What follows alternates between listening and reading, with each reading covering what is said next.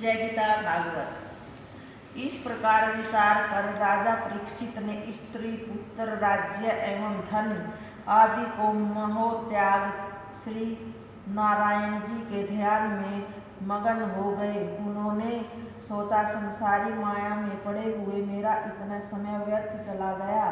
आज से 7वें दिन में जब तक्षक सर्प के काटने से मृत्यु को प्राप्त हो जाऊंगा, उस समय यह राज्य तथा धन स्वयं ही मेरा साथ छोड़ देगा।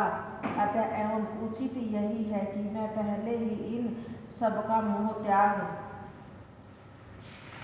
तीनों लोकों को तारने वाली श्री गंगा जी के तट पर निवास कर 7 दिन तक श्री परम ब्रह्मा प्रभु का भजन करके अपना परलोक बना लूं। संसार में जिसने जन्म लिया है, एक न एक दिन मृत्यु को अवश्य प्राप्त होता है। संसार में रहकर जो मनुष्य जैसा कर्म करता है, उसी के अनुसार सुख दुख भोगकर 84 लाख योनियों में जन्म लेता है।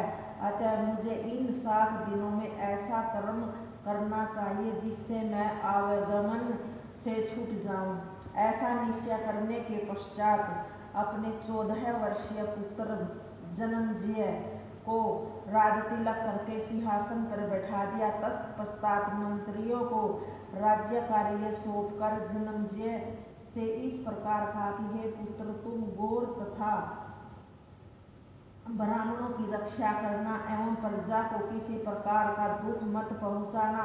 इतना कहकर राजा परीक्षित ने राजसी वस्त्र भूषणों को उतार डाला। तत्पश्चात वे एक कौपीन धारण कर गंगा तट पर जा पहुँचे। उस समय राजा ने ब्राह्मणों को बहुत सा धन दान में दिया तथा राज्य एवं परिवार के मोह को इस प्रकार त्याग दिया जैसे कोई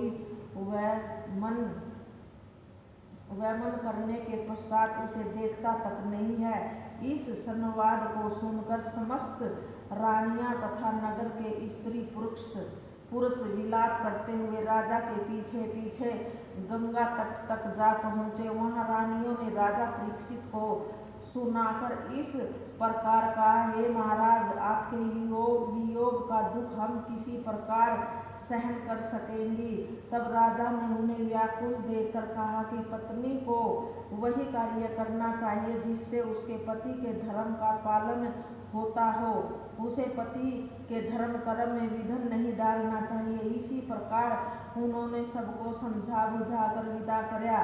फिर राजा हरिद्वार में गंगा तट पर उत्तर दिशा की ओर मुख करके बैठ गए तथा अपने मन में यह संकल्प लिया कि मेरी आयु के जो 7 दिन शेष रह गए हैं, उनमें से किसी प्रकार का अन्न जल ग्रहण नहीं करूंगा। राजा का यह हाल जिसने भी सुना वह बहुत दुखी हुआ। इधर राजा परीक्षित भगवान श्री श्याम सुंदर के चरण बिंदुओं का ध्यान धरकर अपने मन में विचार करने लगा कि ये 7 दिन यदि सत्संग में व्यतीत होते तो बहुत अच्छा था। राजा के शाप का समाचार सुनकर ऋषि मुनि भी अत्यंत उदास हो गए थे। उनमें से अत्रि, वशिष्ठ, संवन, अरिष्टनेमि, भृगु, अंगिरा, पराशर, परशुराम, मेघातिथि, देवल, पिप्पलायन, भारद्वाज, गौतम, मैत्रेय, अगस्त्य, वेद व्यास, विश्वामित्र, कात्यायन, वामदेव तथा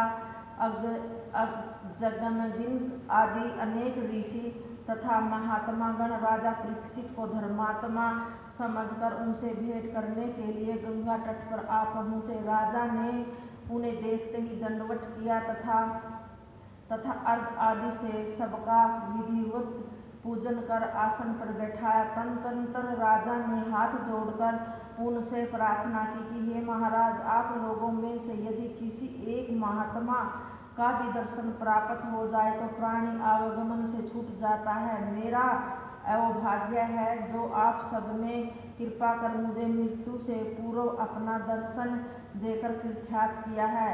हे प्रभु, जिस प्रकार आप सब पधारे हो उसी प्रकार दया करके 7 दिन तक यहाँ और ठहरिए। आप लोगों के यहाँ रहने से मेरा मन संसारिक मोह माया की ओर नहीं जाएगा तथा आप लोगों का सत्संग पाकर आठों पहर प्रभु की चर्चा एवं स्मरण से ही बीतेंगे।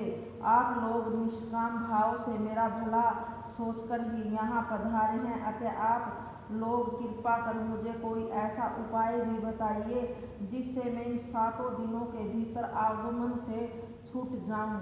जय गीता भागवत।